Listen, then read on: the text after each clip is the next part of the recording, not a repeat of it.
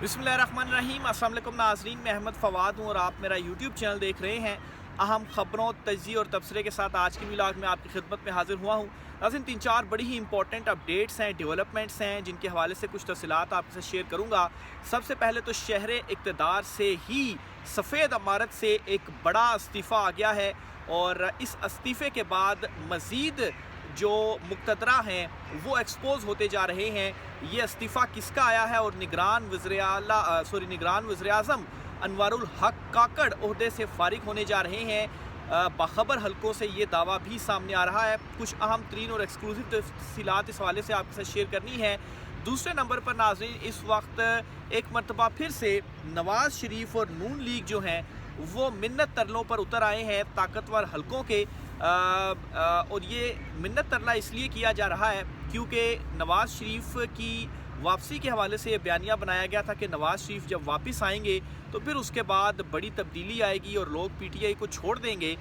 लेकिन ऐसा नहीं हुआ और जो ताकतवर हलके हैं वो गिले शिकवे भी कर रहे हैं कि ये तो ऐसा कुछ हुआ नहीं। और जिस तरह से पाकिस्तान तहरीक इंसाफ इमरान खान साहब की पॉपुलैरिटी बढ़ती जा रही है, जो पैगामात भेजे जा रहे हैं इमरान खान को, तो इससे डर कर नवाज़ लीग ने दोबारा कुछ मिन्नत तरला शुरू किया है। ये मिन्नत तरला क्या है और नवाज़ शरीफ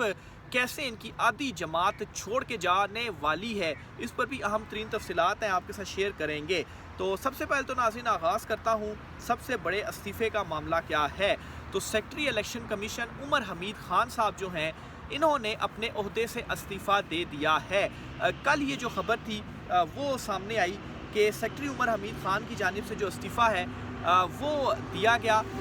लेकिन जो रीज़न थी, वजूहात थी, वो सामने नहीं आई जी कि किस वजह से उमर हमीद खान ने इस्तीफ़ा दिया। तो वजह आपके सामने अंदरूनी कहानी में रखता हूँ। असल में एक इजलास हुआ था इलेक्शन कमीशन ऑफ पाकिस्तान में ही, और ये जो इजलास था, इस इजलास में कागज़ात नामज़दगी और जो मंजूरी के हवाले से और इलेक्शंस के हवाले से जो सारी चीज़ें हुई, इन पर जो डिस्कशन थी या ब्रीफिंग थी वो दी गई और इसमें secretary election commission Umar Hamid Khan भी मौजूद थे। और इस ब्रीफिंग पर चीफ इलेक्शन कमिश्नर खुश नहीं थे और उन्होंने इंसल्ट कर दी जो सेक्रेटरी थे उमर हमीद, यानी कि उनको कुछ बातें सुनाई और वो माफ़ कीजिएगा, और उससे उन्होंने अपनी इंसल्ट समझी। एक तो ये, और दूसरे नंबर पर जब से सिकंदर राजा चीफ इलेक्शन कमिश्नर बने हैं और उसके बाद से जो सारे मामलात ख़ास तौर पर जब से पीटीआई पर सख्तियां होना शुरू हुई, उसके बाद से जो इलेक्शन कमीशन का दीगर अमला भी है वो भी काफ़ी ज़्यादा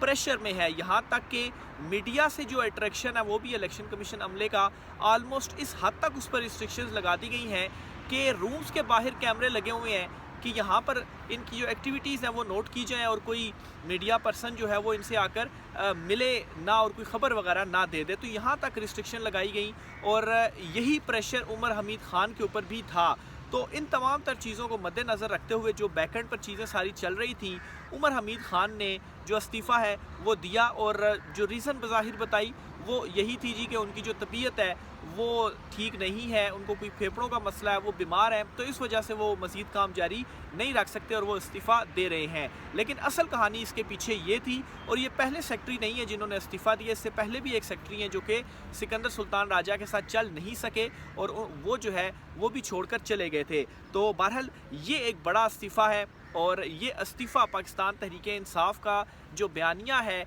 और जो जिस तरह से सिस्टम ये एक्सपोज़ हो रहा है, इस सिस्टम के एक्सपोज़ होने पर एक और जो कील है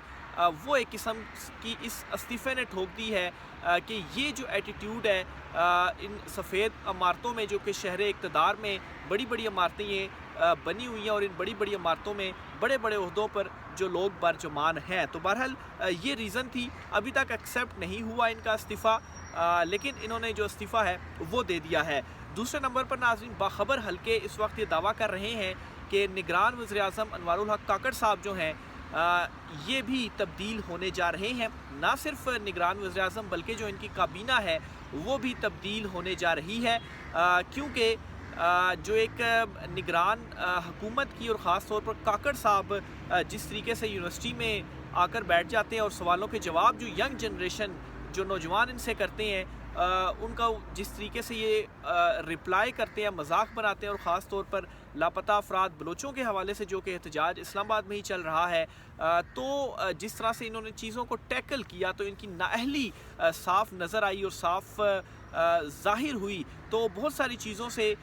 جو طاقتور ہیں وہ خوش نہیں ہیں۔ تو اب باخبر حلقے یہ بھی دعویٰ کر رہے ہیں کہ نگران وزیر اعظم جو ہیں انوار الحق کاکڑ صاحب، ان کے بھی کچھ ہی دن باقی رہ گئے ہیں۔ نہ صرف کاکڑ صاحب بلکہ کابینہ میں بھی بڑی امپورٹنٹ جو تبدیلیاں ہیں وہ بھی آئندہ آنے والے کچھ دنوں کے اندر ہونے جا رہی ہیں۔ اسی طریقے سے نواز شریف کے حوالے سے بھی ایک اہم خبر آپ کے ساتھ شیئر کرتا چلوں۔ نواز شریف اس وقت مکمل طور پر منت ترلوں پر آ گئے ہیں جب سے عمران خان صاحب سے رابطے اور ڈیل لینے کی کوشش طاقتوروں کی جانب سے کی گئی کہ اس وقت جو پاپولیرٹی ہے وہ تو عمران خان کی ہے، اور الیکشن میں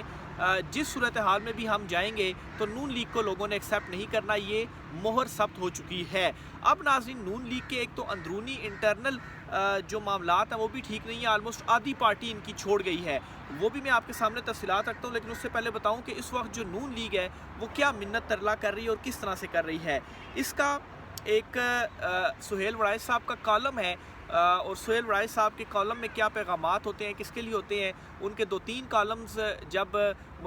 سامنے آئے اس سے بہت ساری چیزیں ان لوگوں کے لیے بھی واضح ہو گئی جو کہ شاید چیزوں کو ایکسیپٹ نہیں کرتے تھے۔ انہوں نے آج بھی ایک کالم لکھا ہے، ان کے کالم کے صرف 2-3 امپورٹنٹ پیراگراف میں پڑھوں گا، ظاہر سی بات ہے لمبا پورا کالم تو آپ کے سامنے نہیں رکھوں گا، لیکن 2-3 ان کے پیراگراف ہیں جو کہ آپریٹیو آپ ان کو کہیں، اور اسی میں اصل میسیج ہے۔ اچھا، وہ کیا لکھتے ہیں جی کہ نونی کہتے ہیں کہ اگر انہیں مقتدرہ کی خلوص کے ساتھ حمایت حاصل رہے تو وہ 10 سال میں نہ صرف ملکی معیشت کو ٹھیک کر دیں گے بلکہ تحریک انصاف کا جادو بھی توڑ دیں گے۔ ان کے بقول جس طرح انہوں نے پیپلز پارٹی کو پنجاب سے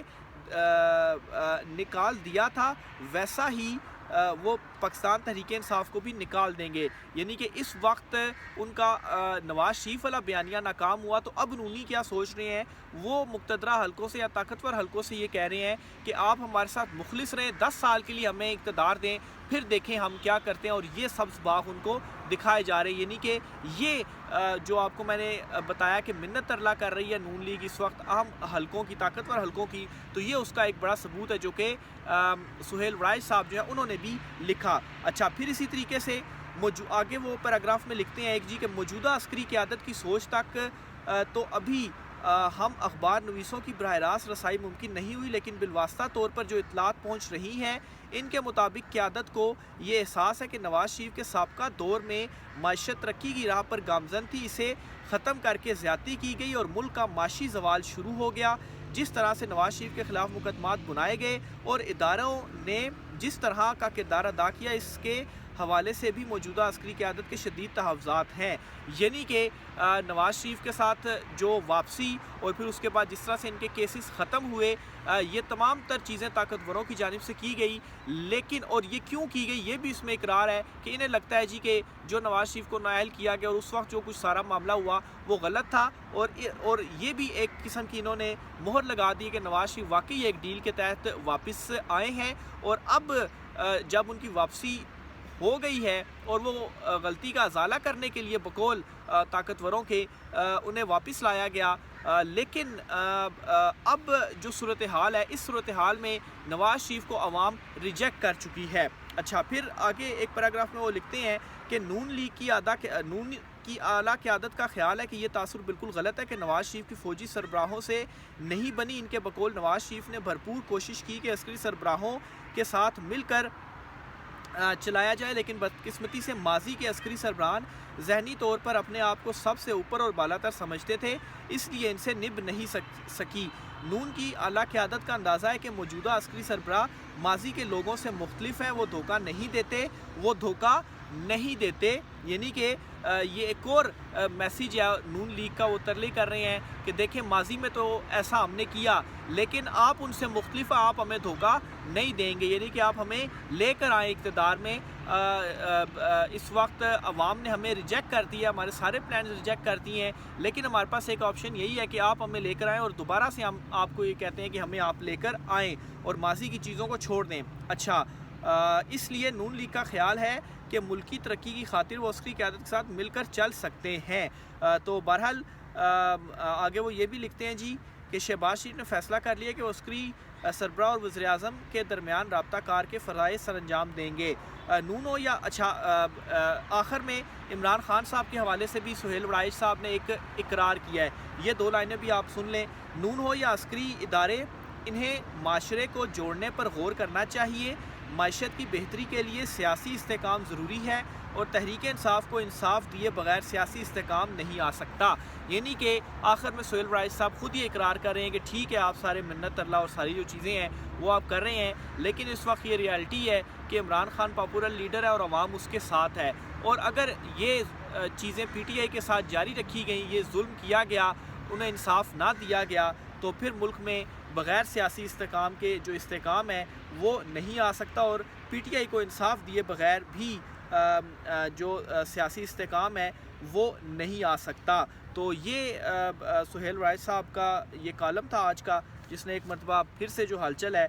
وہ مچائی، اور اس میں آپ کے سامنے رکھی کہ کیسے جو ایک پیغام ہے اور جو منت ترلا ہے وہ دوبارہ سے نون لیگ کی جانب سے شروع کر دیا گیا ہے. جب سے جو ڈیل کی خبریں یا عمران خان صاحب سے جتنی بھی انہوں نے کوشش کی ہے عمران خان صاحب کو توڑنے کی، تو وہ ٹوٹ نہیں سکا. اور ابھی بھی گراؤنڈ پر جو ریالٹی ہے، مطلب جتنے بھی سرویز اور دیگر چیزیں دیکھ لیں. ایک آپ اس سے ایگزامپل لے لیں کہ جو دی اکنامک میں آرٹیکل لکھا ہے عمران خان صاحب نے، اس آرٹیکل کے بعد سے جو سچویشن ہوئی ہے، اور خاص طور پر جو نگران ہیں، جو ہمارے سولنگی صاحب ہیں، مرتضیٰ سولنگی، نگران وزیر اطلاعات، ان کی جو کلاس ہوئی ہے، اسی سے ہی آپ کو بہت ساری جو چیزیں ہیں ان کا اندازہ ہو جائے گا. تو بہرحال یہ تو سہیل وڑائچ صاحب ہیں، وہ لکھتے ہیں. مزید آپ کے بھی 1-2 خبریں ہیں آپ کے ساتھ، وہ میں شیئر کرتا چلوں. 1 منٹ میں ذرا اصل میں ساتھ 1-2 خبریں ہیں وہ بھی شیئر کر رہا ہوں، تو اس وجہ سے آپ دیکھ رہے ہوں گے کہ میں موبائل کے ساتھ بھی ذرا کر رہا ہوں. ہاں، نواز شریف کی جماعت کے حوالے سے آپ کے ساتھ جو خبر شیئر کرنی تھی. اچھا، معاملہ کچھ یوں ہوا ہے جی کہ ایک تو یہ کالم سے بھی پیغام چلا گیا. اس وقت ناظرین یہ ہو رہا ہے ایک نئی چیز کے اوپر جو معاملات چل رہے ہیں کہ نون لیگ یا نواز شریف تو ریجیکٹ ہو چکی ہے عوام سے، لیکن اب یہ کیا جا رہا ہے کہ نون لیگ کے ہی جو اہم ترین رہنما ہیں، ایک تو خاقان عباسی اور سردار مہتاب عباسی، جو کہ پارٹی چھوڑ کر بھی جا چکے ہیں، تو اسی طرح سے ان کے گروپس اپنے نون لیگ کے اندر موجود ہیں، اور بہت سارے ان کے ساتھ لوگ کھڑے بھی ہوئے ہیں جو کہ مسلم لیگ نون کو چھوڑنا چاہتے ہیں. تو اب نیکسٹ فیز کے اندر ایک چیز یہ بھی اس وقت چل رہی ہے کہ ان دونوں کو لے کر ایک بڑا گروپ کو جو علیحدہ ہونا چاہ رہے ہیں نون لیگ سے، لیکن ظاہر سی بات ہے ایک دم سے تو اناؤنسمنٹ نہیں ہوگی، لیکن صورتحال اسی طرح سے رہی تو اس ایک گروپ کو وہ سارے کا سارا ان کے ساتھ مل جائے گا، اور نواز لیگ کی جو عادی جماعت ہے وہ فارغ ہو جائے گی. اور اس میں